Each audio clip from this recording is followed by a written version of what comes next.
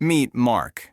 Mark is 32 years old and, by all traditional metrics, a success. He works as a project manager, and 5 years ago, he was making $55,000. Today, after 2 promotions and a strategic job hop, he pulls in $115,000. That is a salary increase of over 100% in 5 years. On paper, Mark should be swimming in cash. He should be maxing out his 401k and planning dream vacations without sweating the bill. But Mark isn't doing any of that. In fact, Mark feels more financial pressure today at $115,000 than he did at $55,000. Why? Because when Mark got his first raise to $75,000, he decided his old Honda Civic was unreliable, so he leased a BMW.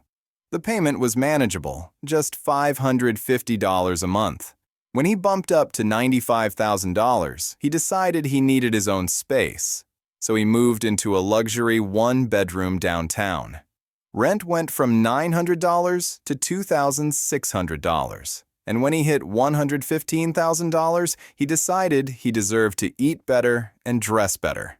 Now, he has subscriptions he doesn't use and a weekly habit of $80 dinners because he's too tired to cook. Mark is a victim of lifestyle creep. It is the silent expansion of spending to match income. It is the reason high earners go broke. It is why a raise often feels like it evaporates before it hits your account. This is not a puzzle. It is a mathematical certainty that destroys wealth just as efficiently as a market crash.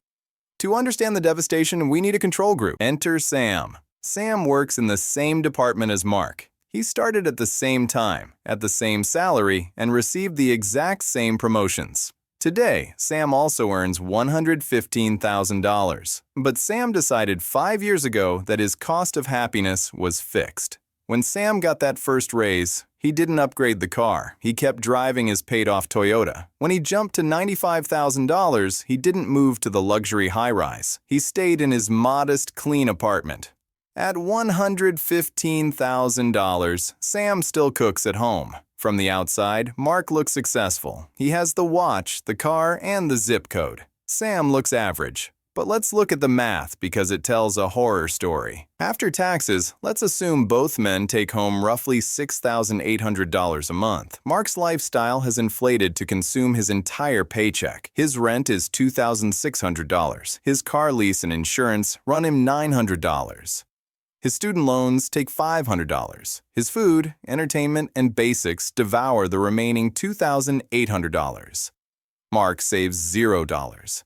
Occasionally, he might save $200, but a surprise expense like a flat tire usually wipes it out. His net savings rate is 0. Sam, however, lives on a budget closer to his old salary. His rent is $1,400. His transport costs are $300 because he has no car note.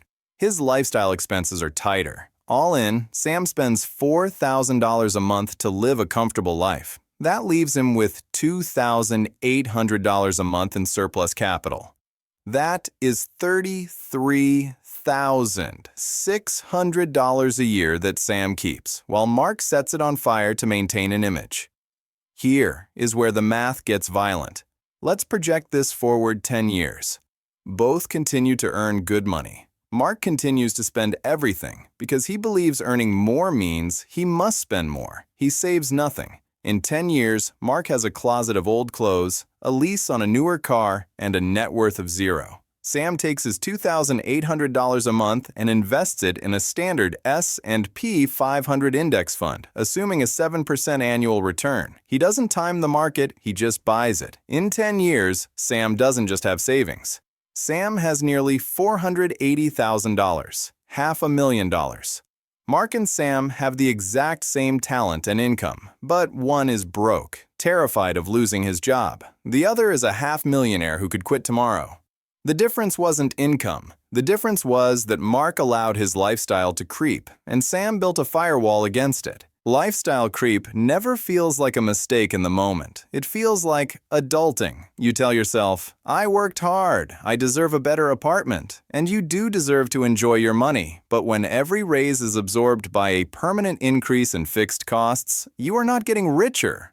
You are just processing money for other people. You are a funnel, taking cash from your employer and passing it to your landlord and the car dealership, keeping nothing. This is often driven by the Diderot effect. It's named after the philosopher Denis Diderot, who lived modestly until he was gifted a beautiful scarlet robe. Suddenly, his old rug looked tatty compared to the robe, so he replaced it. Then his chair looked cheap, so he replaced that. Eventually, he ended up in debt, surrounded by luxury he couldn't afford, because one upgrade triggered a psychological need for everything else to match. When Mark leased the BMW, he fell into the Diderot trap.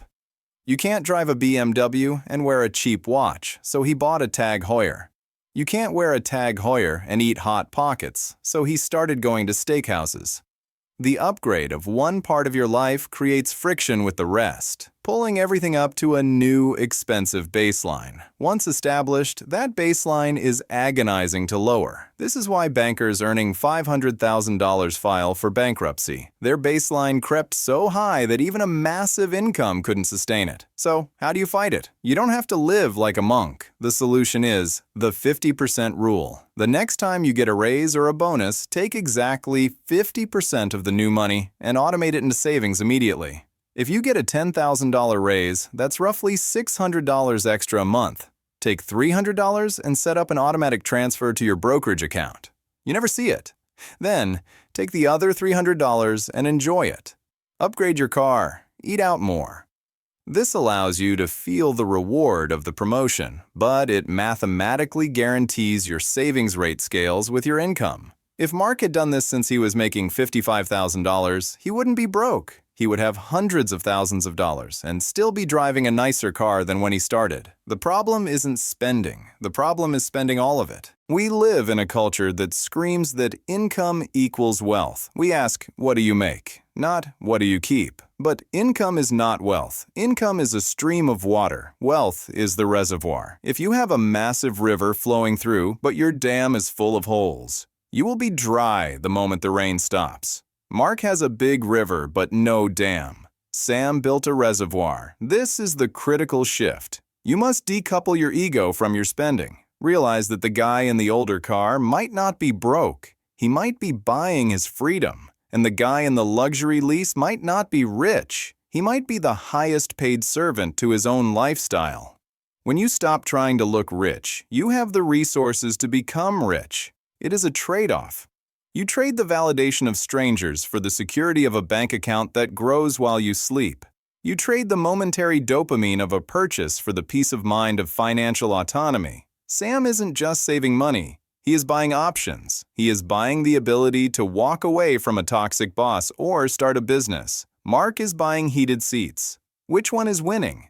Look at your finances. Did your spending go up because you needed it to, or because the money was there? If you wonder where that extra money went, you are in the trap. But you can walk out. It just requires the courage to be unimpressed by your own income. I'm your rich Uncle Rob. I make videos to help you decode the financial systems, mindsets, and strategies that build real wealth. If you want to get smarter with your money, make sure to hit that subscribe button. I'll see you in the next one.